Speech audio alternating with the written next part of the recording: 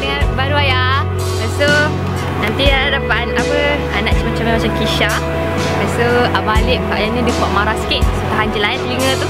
Nadia, Alif, ni dah memulakan hidup baru. Semoga Mama doakan bahagia hingga ke syurga.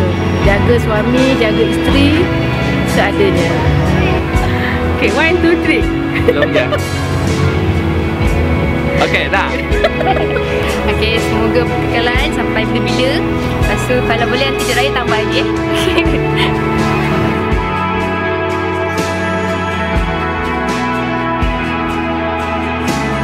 Sekarang ni memang banyak cabaran hidup. Jadi kena banyak sabar, kena banyak tolak ansur supaya akan rumah tangga akan aman, damai dan sentiasa gembira dan bahagia selamanya. Okey. Okay, Nadia, Alif, Tania, apa lagi? Okey, buat Nadia, mengucapkan tahniah lah, kan. Semoga menempuh hidup berkeluarga. Okey, dengar cakap suami, hormat suami, jangan tinggi-tinggi suara. Okey, tahniah Nadia. Bapa masih bangga dalam rumah tangga dan bapa harap Nadia jaga. Semoga Nadia, suami Nadia dengan baik. Semoga jodohnya kekal dekat ayah-ayah. Ya elah budak ni. Buat budak di luar pagar, ambil kalau tolong kan. Saya ni budak baru belajar. Bolehlah tolong bagi jalan.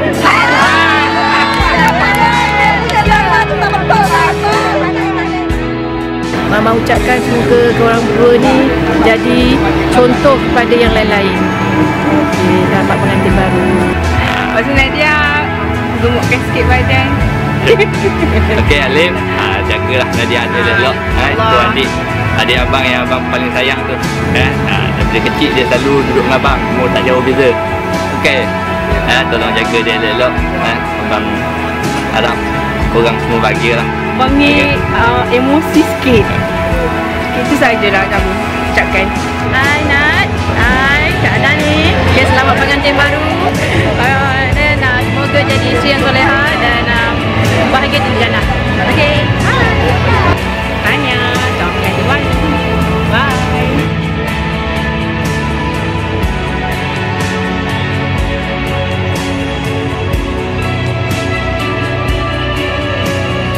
Selamat pengantin baru kepada adik saya Wan Muhammad Alif dan Nadia Muhammad Ali. Semoga bahagia hingga ke syurga. Selamat pengantin baru kepada Wan Muhammad Alif dan juga pasangan. Selamat pengantin baru kepada anak saudara saya Alif. Semoga bahagia ke anak cucu. Dalam rumah tangga ni banyak-banyak kena bersabar. Yang paling penting sabar, tolak ansur, mengalah, kena kerjasama dan menghormati. Panjang umur, murah rezeki, bahagia sepanjang hayat. Semoga mereka kekal ke jannah, insya-Allah.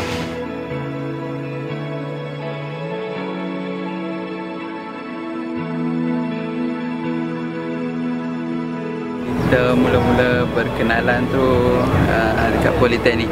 Masa tu dia masuk batch lebih lewat daripada saya. Dan masa tu kita mula-mula kenal. Tapi masa tu kita tak ada rapat sangat. Biasa-biasa je lah. Kenal dia dekat poli. Dan tu kita orang satu kelas. Tapi saya tak pernah tegur dia pun. Tapi lepas tu dia dapat UiTM. Dan lebih kurang 2 tahun lepas tu kita orang berjumpa balik. Tapi kita jumpa balik bila ada reunion time tu bulan puasa. Saya ambil degree time tu. So saya call dia untuk ambil saya dekat UiTM. Dia ambil, kita jumpa S2. So masa kita orang berjumpa tu lah, saya tak tahulah, tapi dia ada satu feel tu kan yang buatkan saya tertarik dekat dia. Buat hati kita kat adik sebab adik seorang lelaki yang sangat-sangat penyabar. Dia cool, dia tak pernah marah. Tapi kalau dia marah memang sangat-sangat menakutkan. Walaupun dia agak degil, susah nak jaga dia. Tapi saya suka perangai dia yang macam tu. Seorang yang tabah dan seorang yang tak putus asa. Itu yang saya suka kat dia. Harapan dekat Alip supaya Alip boleh jadi seorang yang terus yang penyabar. Lepas tu terus sabar je dengan saya sebab saya seorang wanita yang sangat-sangat degil. So harap Alip boleh tersabar supaya kita boleh kekal bahagia sampai syurga dan Alip boleh menjadi seorang suami yang membimbing saya. Dia menjadi isteri yang solehah kepada saya. Saya juga menjadi suami yang boleh membimbing dia ke arah kebaikan.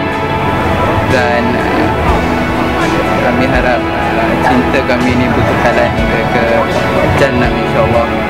Membimbing saya menjadi warga syurga nanti. Amin.